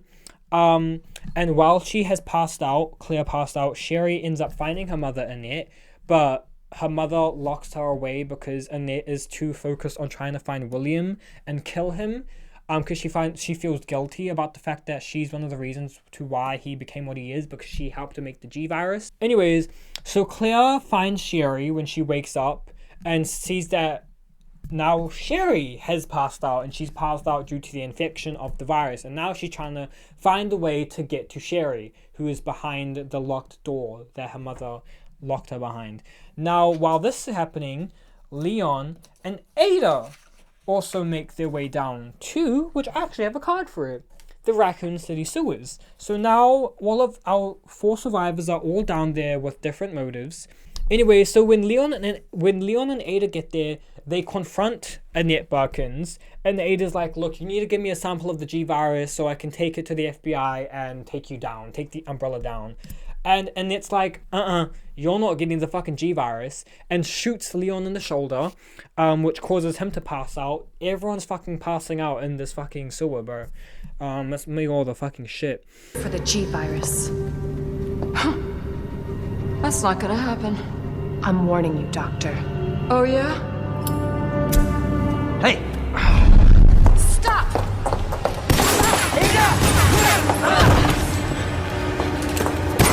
You'll never get... Meanwhile, Claire finally reaches Sherry, and her mother is like, yo, what the fuck are you doing with my daughter?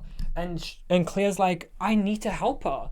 And Annette is like, she's not that big. It's not that big of a deal. Yeah, she's infected, but oh well, there's a mutated monster running around. I need to take care of that. And Claire's like, fuck you. This is your daughter. You need to do something.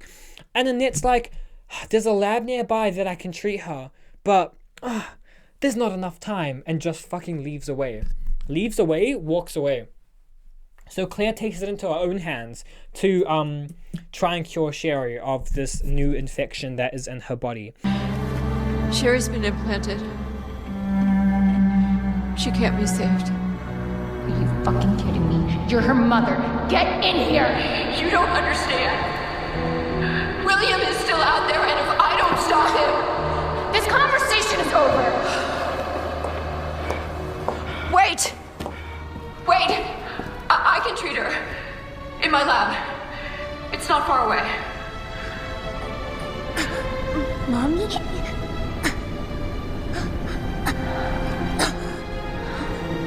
There's not enough time. Millions of lives are at stake. Sherry, Mommy loves you, sweetie. Goodbye.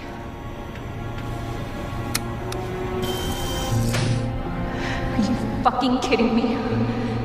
Sherry, don't worry. I will get you whatever you need, okay? Why are you doing this? Because I care. Thank you, Claire. Meanwhile, after Annette leaves Claire and her own fucking daughter, Ada starts pursuing her. I should have wrote. Did I not write a card for Annette? I'm talking about her a lot. Annette is being chased down by Ada, who wants a sample of the G virus. And Annette ends up injuring Ada as well. And when you know what, Ada passes out. My dead body.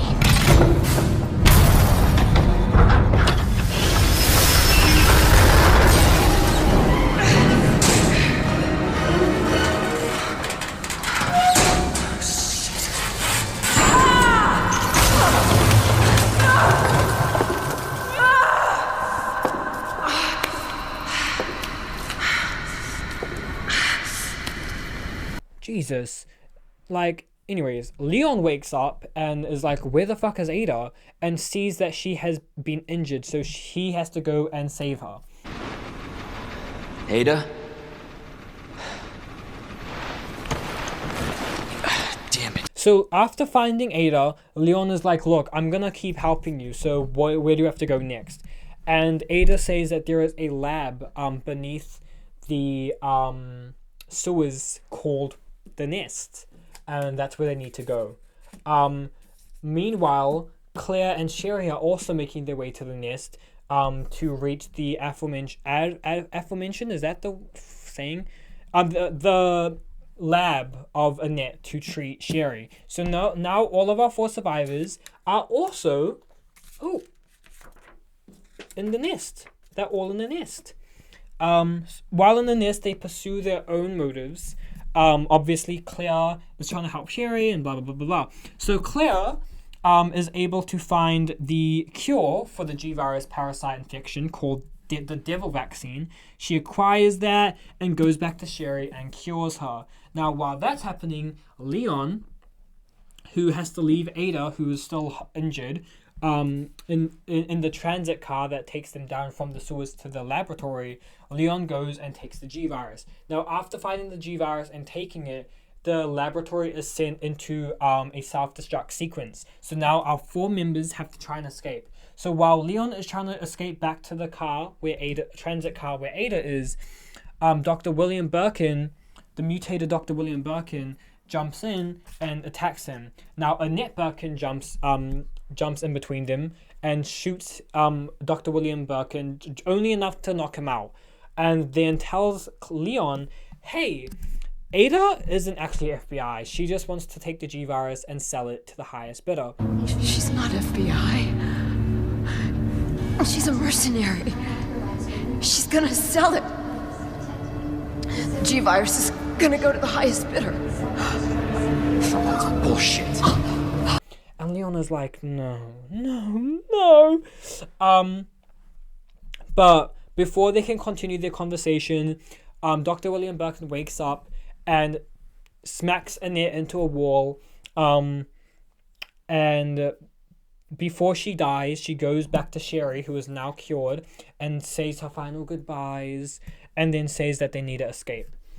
So Claire is able to find a train system at the laboratory that will take them out of the city. So while she is trying to get that ready to go, Leon is still trying to make his way back to Ada, and he gets into another battle with a battle with Dr. William Birkin and supposedly kills him, but he ends up just not dying. And him and Ada come face to face with each other, and with this new information, Leon is like, yo girl, like, you're just trying to sell the virus? And Ada's like, oh, you're so naive. But before they're about to work out the differences, when Annette, who before she dies, again, I thought she just went to go say bye to Sharon, then she dies, but no, I forgot. Before she dies, she shoots Ada, and as the lab is completely crumbling, Ada falls to her presumed death. Can you shoot me? But I don't think you can.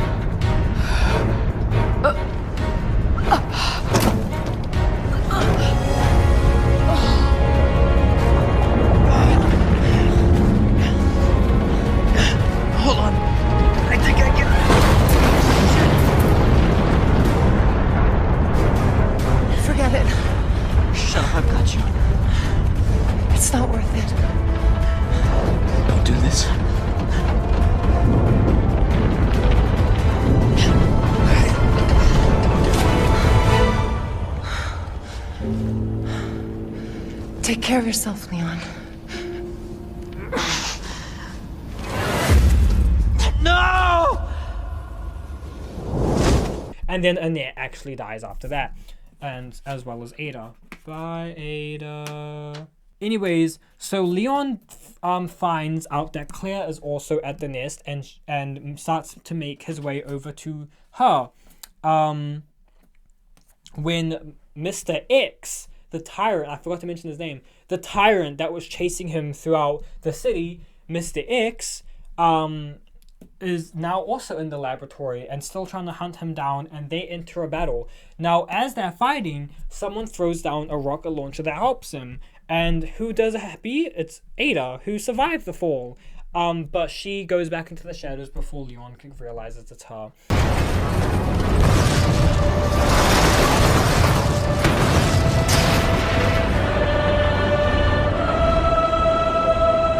We'll call it even. Where did this thing come from?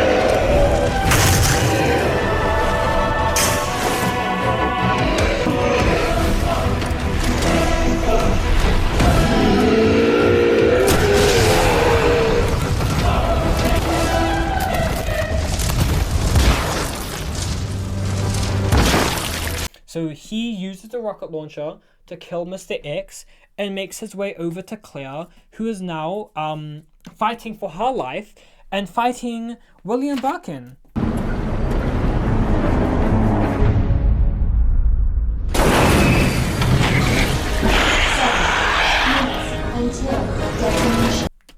Who Leon just got into a scrap with.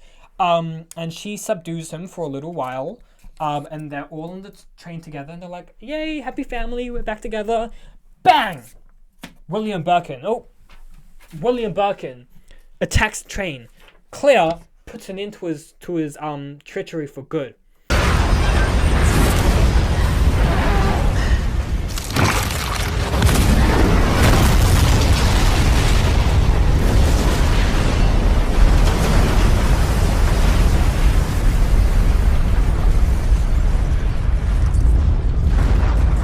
And they all make it out of Raccoon City, and they enter the sunset together, happy families. So they survived. We love that for them, and they all have also vowed to take down Umbrella, as everyone else has. So, is it over? I don't know. But if it's not, we'll stop it. Whatever it takes. Yeah, you're damn right we will. As long as we stick together, we'll be fine. Come on. Hey, you guys can adopt me. Adopt you? We can get a puppy. Now anyways, back to Jill, shall we? So, back to Jill. She wakes up, early in the morning at the Spencer Memorial Hospital. Carlos has taken her there and is busy trying to find anything to help her. He discovers a T-virus vaccine that the workers were working on at the hospital before it was overrun. So Carlos gets the vaccine and treats Jill and becomes... My employer, the Umbrella Corporation, engineered this virus. And they ordered my team to develop a vaccine, which we did.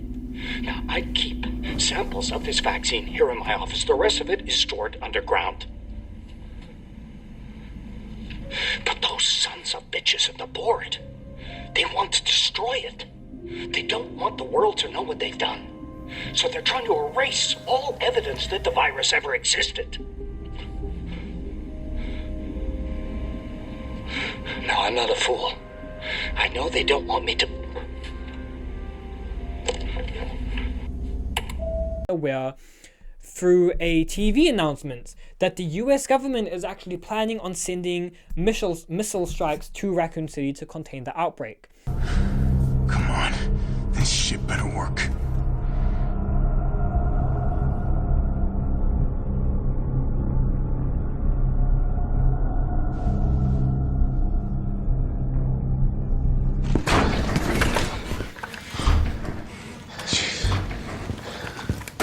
Tyrell, what the hell happened? Attention all citizens. The contagion spreading throughout the city has been designated uncontainable. On October 1st, Raccoon City will be completely destroyed in a missile strike. All residents capable of rational thought are urged to evacuate immediately. This is not a test. Attention all citizens. I mean, that's only a day away. There's still people in the city. You think Uncle Sam gives a shit? My resolution? Airstrikes. Bomb them. Bomb them. Keep bombing them. Bomb them again. So, after Carlos is able to get the vaccine and inject Jill with it and cure her, he finds out that there's a bunch of more vaccines in the underground laboratory. Just another one. That's underneath the hospital, which is called Nest 2. What a creative fucking name, Umbrella. They're so creative with making all these bioweapons, but they, like, Nest 2? Are you fucking serious? Anyways, so Jill wakes up and Tyrell, who has now joined them at the hospital, tells Jill that Carlos is planned to go into the laboratory to get the vaccine because the US government, because they may be able to stop the missile strike if they can get a vaccine in time. So Jill goes down to help Carlos get the vaccine, and while she's down there, Tyrell meets up with her and says that the US government is willing to negotiate if they can get the vaccine. So they continue their search when Nemesis kills Tyrell. Yeah, Nemesis is in fucking Nest now. Like, actually pissed me off, bro. Oh my god, I forgot. Sorry. Yep, Jill is here. Carlos is here. Tyrell was there. But the Nemesis kills him, so bye. Yeah, so Jill runs away and is able to acquire the vaccine. Before she can escape with it, Nikolai, the fucking twat from before, what's it called? Leaves her dangling off of like a railing and takes the vaccine and drops her down. The city needs that vaccine! More than I do. I don't think the wisdom I've been trying to impart on you is getting through. Now, I know you can't put a price on life. But I'm in this business to get paid. So, let's make a deal. You go down there, battle the Nemesis, and I'll recall it all and sell the combat dog. Put on a good show, and maybe I don't need the vaccine. Agreed? Good. And then says, bitch, I'm gonna take this vaccine and I'm gonna sell it for some money. And when she falls, she is locked into battle with fucking Nemesis again. Carlos is there to help her. And they are able to subdue him for a short period of time. He's not dead yet. Yeah.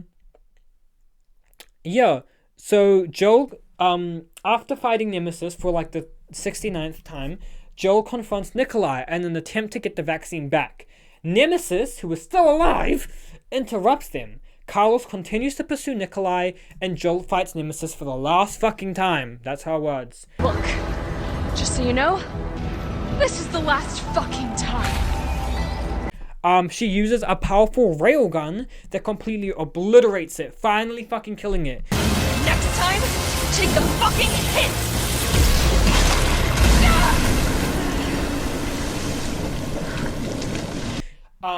Jill then escapes the lab and makes it to the rooftop of the hospital, where she finds... this is like genuinely a whole fucking essay that I wrote, and I'm not going to remember this in my head, so I'm reading it straight off the fucking thing. Where am I?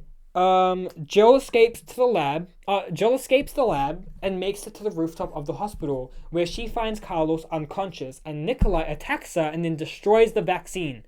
What a fucking prick. Carlos beats him down, and Jill shoots him and leaves him to die as she and Carlos escape the city before the missile strike hits the city.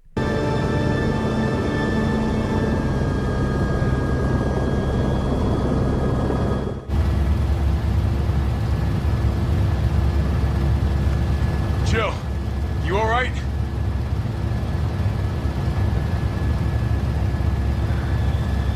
There he is.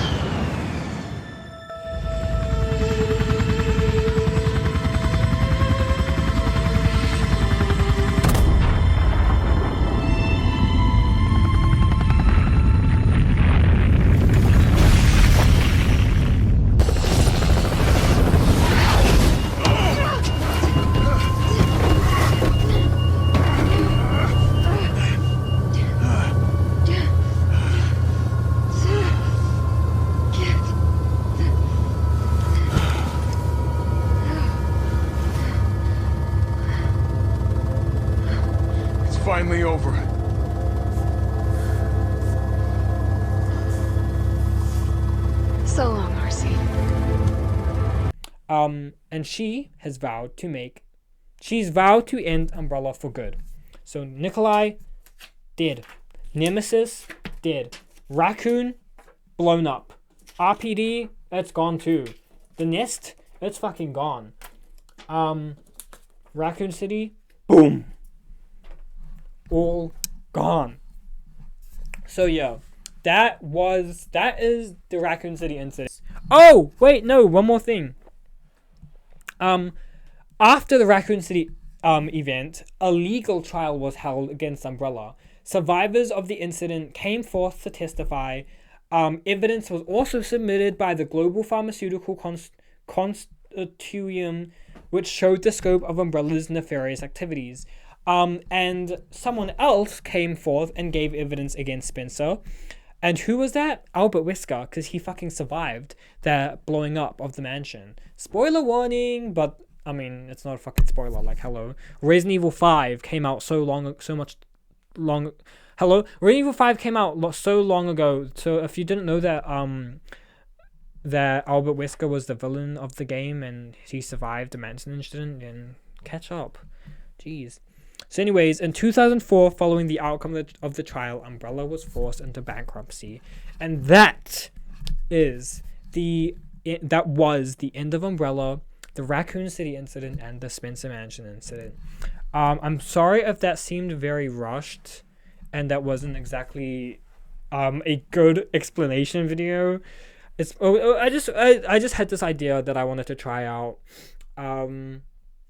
It's my first time doing it, so cut me some fucking slack, okay? And I'm also really fucking tired. It's 4:17 in the morning. I want to go to sleep, but you people force me to make these videos all fucking day. And I'm joking. I love doing this, okay? But yeah. Why am I recording at 4 in the morning? That is some tea that I maybe will one day get to in a future podcast episode. But I'm a prisoner in my own home, and that's all I'll say for now. Anyways, y'all, I have a massive ulcer on my mouth, which didn't help. Yeah, and I'm tired and I need sleep. I'm gonna dream about Leon Kennedy and me sucking his fat.